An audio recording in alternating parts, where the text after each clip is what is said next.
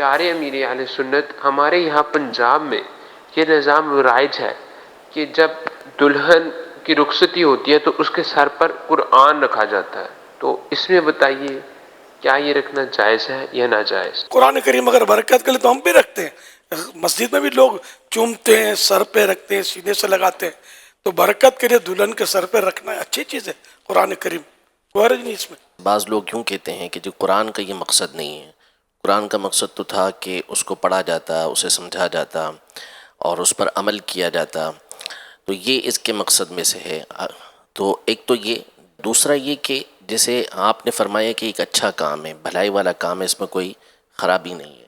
لیکن اگر اسی کو کوئی یوں پیش نظر رکھ کر کہے کہ جی اس کے ساتھ جو ہے وہ بے پردہ عورتیں بھی قریب میں موجود ہوتی ہیں، یا وہاں پر کچھ دیر پہلے گانے چلے ہوتے ہیں، تو یہ سارے کام ہو رہے ہیں، اور بس جو ہے نا وہ دلہن کو رخصت کر کے سائے کے اندر اپنے دل کو منا لیے کہ ٹھیک ہے ہم قرآن کے سائے کے اندر دلہن کو رخصت کر رہے ہیں، اس کے سر پہ قرآن پاک رکھ رہے ہیں. تو اس طرح کے جو گفتگو کرتے ہیں اور اس انداز میں پھر اس کام سے روکنے کی کوشش کرتے ہیں، تو اس حوالے سے کچھ رہنمائی آپ ارشاد فرما دیں. دیکھیں اس میں تو کوئی شک نہیں کہ قرآن کریم ہر طرح سے باعث سے برکت ہے. اس کو دیکھنا، اس کو چھونا یہ بھی برکت والا ہے، اور اس کو چومنا حضرت فاروق اعظم وغیرہ رضی اللہ عنہما سے ثابت ہے، صحابہ کرام سے. تو آنکھوں سے کوئی لگائے تو سر پہ رکھے، سینے سے لگائے، تو یہ سب کیا ایک احترام کے انداز ہے جو مسلمانوں میں رائج ہے اور پرانے رائج ہے. اب کوئی مزید بھی احترام کا طریقہ نکلتا ہے تو شریعت کے خلاف نہیں ہے، تو روکا اس سے بھی جائے گا نہیں، درست ہوگا. یوں مطلب قرآن کریم میں ہے تو برکت، شفاء للناس، اس میں لوگوں کے لیے شفا ہے، یہ بھی ہے. اور بے شک اس کو پڑھنا بھی چاہیے، اس کو عمل بھی اس پہ کرنا چاہیے، اس سے تو کوئی بھی انکار نہیں کر سکتا.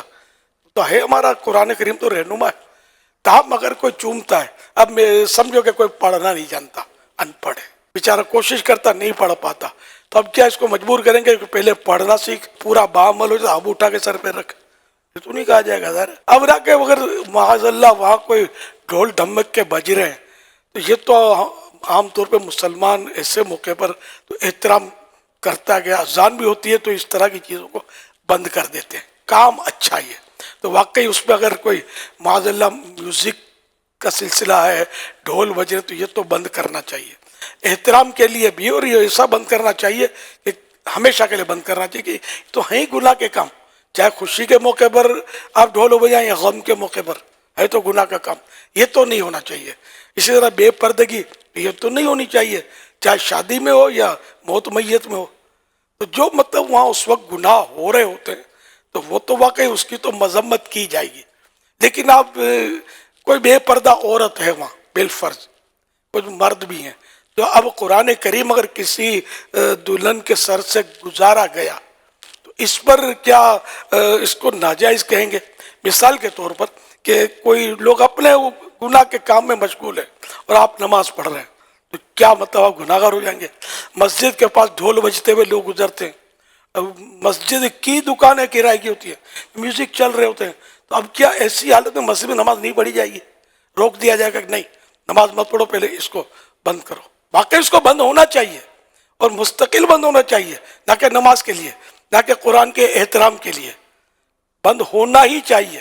لیکن اب ہر گھر میں میوزک چل رہا ہوتا ہے، گانے بج رہے ہوتے ہیں، قرآن کریم میں تشریف فرما ہوتا ہے، تو یہ تھوڑی کہا جائے گا اب قرآن کریم یہاں مت رکھو. گھر میں قرآن شریف تو ہوتا ہے، تو گانے بھی بج رہے ہوتے ہیں، غلط ہو رہا ہوتا ہے. لیکن اس کا مطلب یہ تو نہیں ہوا نا کہ اب یہ قرآن کریم کیوں رکھا ہوا ہے، بلکہ یہ قرآن کریم جو تشریف فرما ہے، اس کی برکت سے انشاءاللہ کبھی نہ کبھی اس گھر سے گناہ رخصت ہو جائیں گے.